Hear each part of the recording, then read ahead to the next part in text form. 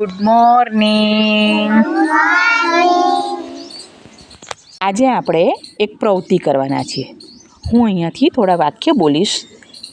એ વાક્ય તમારે સાંભળવાના છે અને તે પ્રમાણે ક્રિયા કરવાની છે. બોલું વાક્ય? કાઢો દફતરમાંથી સ્લેટ.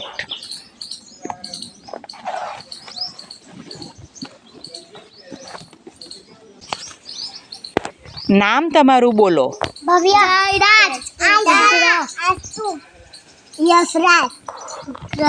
કરો હાથ તમારા ઉપર.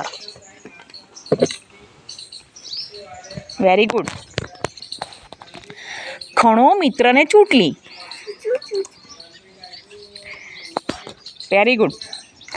લખો નામ સ્લેટમાં તમારું.